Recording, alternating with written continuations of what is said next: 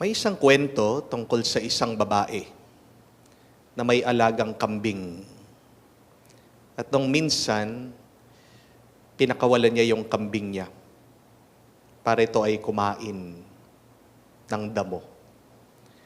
Kaya lang, ito pong kambing napunta doon sa hardin ng kapitbahay niya at kinain yung tinanim na mga bulaklak nitong kanyang kapitbahay. Nagalit itong babae na kapitbahay niya. Alam niyo pong ginawa? Pinatay yung kambing. Binaril niya. Nagalit ito pong may-ari ng kambing. Anong ginawa? Pinatay yung pumatay doon sa kambing niya. Binaril siya. Siyempre, nakita po nung mister, pinatay yung misis niya. Anong gagawin ng mister? Binaril din yung namaril doon sa misis niya, patay. Nung nakita nung mister, pinatay yung kanyang misis, anong ginawa? Binaril yung namaril doon sa misis niya. Ngayon po nakita ng mga bata, patay yung mga magulang nila. Anong ginawa? Sinunog yung bahay habang natutulog yung mister. Nakita ng mga kamag-anak. Anong ginawa? Gumanti. Ganon din ginawa. Sinunog yung bahay. At nagkagulo-gulo na po. Bandang huli, nasusunog lahat ng mga bahay, napakarami mga patay, nakahandusay. Dumating yung mga pulis. Nabigla sila sa nakita nila. Ang daming patay, ang daming sunog. At nagtatanong sila, anong nangyari? Merong isang maliit na bata, nakakita sa lahat ng nangyari. At sabi po ng bata, ang nangyari po, pinakawalan yung kambing. Pinakawalan yung hayop. Doon nag-umpisa ang lahat. Sinong may kasalanan? Yung kambing? Yung hayop? Hindi yung kambing, hindi yung hayop na yon. Kung hindi yung hayop sa loob ng tao. Di po ba? At ang hayop na yon may pangalan sa atin. Kasamaan. Yes, we have received the Spirit of God. Remember in Genesis, God blew His Spirit in us. Tinanggap natin ang hinga ng Diyos.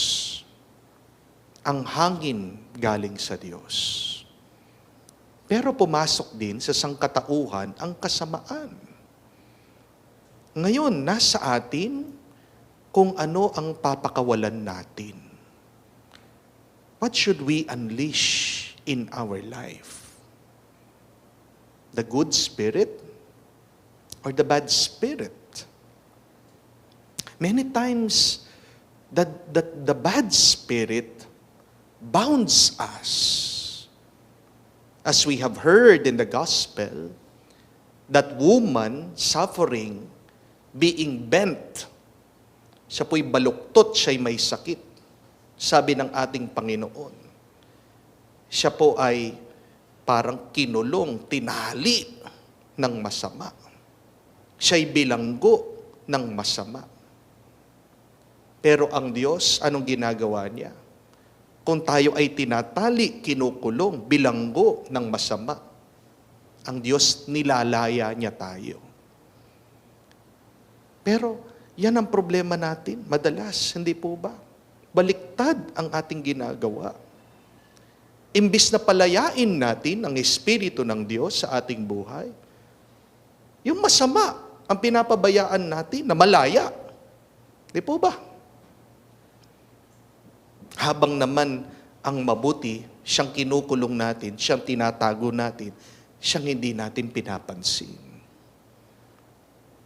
Kamukha din sa narinig natin sa kwento.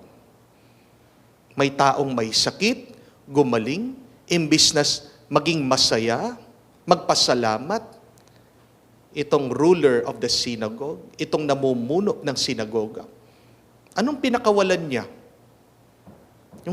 Yung kanyang galit.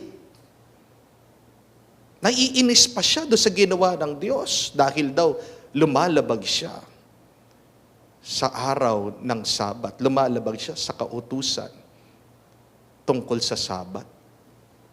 Pero saan nanggagaling yung inis na yon?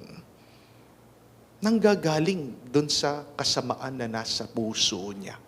Hindi po ba? Na dapat maging mas masaya. Merong nga gumaling, merong napabuti, pero tingnan nyo, mas nagtatagumpay pa, mas lumilitaw yung masamang loob. Kasi yun yung pinabayaan niya na lumaya. Mag-ingat tayo. Pag pinapabayaan natin na masama, pag pinapabayaan natin yung masama, siyang lumaya. Kasi aabusuhin ka niyan. Kasi palagi kang ikukulong niyan. Puwersahin para pagpatuloy yung masamang gawain. Kaya nga, yung mga adik na sa panginginom, sa alak, kahit na magkasakit, kahit na may sakit, di ba? Hindi pa rin tumitigil. Yung mga nambababae, kahit na umiiyak na yung misis, nakikiusap na yung mga magulang, kahit miserable na, nadidepress na yung mga bata, sige pa rin na sige, kung sa kanilang pambababae. Di po ba? Kahit na wala ka ng pera, naubos na ang iyong kayamanan, puro utang na lang, sige pa rin ang sige sa pagsusugal. Nagpapatuloy kasi, pinabayaan mong lumaya, kumawala yung masama. Tinatali mo yung mabuti. Kaya kung baliktarin kaya natin, subukan natin palayain ang Espiritu ng Diyos na tinanggap natin. Ano kaya ang mararanasan natin? Ano kaya makikita natin sa mundo? Di po ba? Napakaganda. Wala na sigurong nag-aaway, wala na sigurong gera, wala nang mamumulitika, wala nang magugutom, wala na pong malulungkot, walang iiyak. Siguro, magiging magaan ang ating buhay, magkakaroon ng kapayapaan. Yan ang kailangan nating piliin araw-araw. Yan ang ating hinaharapan araw-araw. The choice, what to untie and unleash in our life.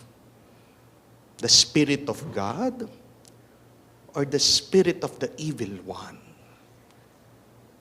Mag-ingat. Dahil pag pinili mo yung masama, aabusuhin ka niyan.